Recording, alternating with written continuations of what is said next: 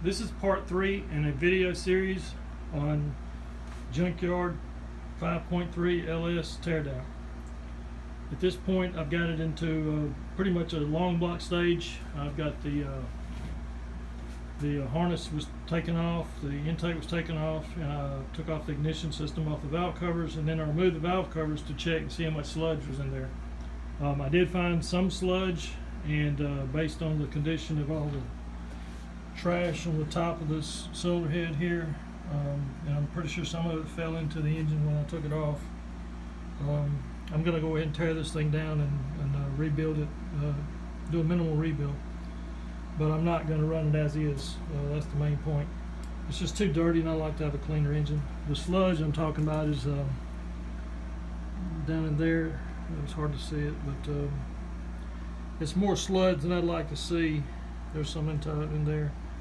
It's more sludge than I've seen in a modern engine, so I don't think it was well cared for. I don't think the oil was changed often enough. I even tried to drain the oil, and hardly any came out. So this thing was running, it was dry. Maybe they drained it before I got it. I don't know. But at this point, I'm going to go ahead and take the oil pan off.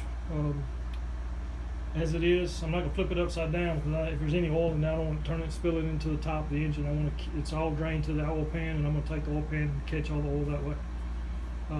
So once I get the oil pan off, then I'll flip it upside down and see what the condition of the bearings are. But so far, it's still a good buy though, with all the accessories I got. One thing I want to point out is, if you've ever heard the rumors of what Dexcool can do to seals, this is a good example right here. These seals are shot. They're disintegrated, they're soft, they're almost dissolved.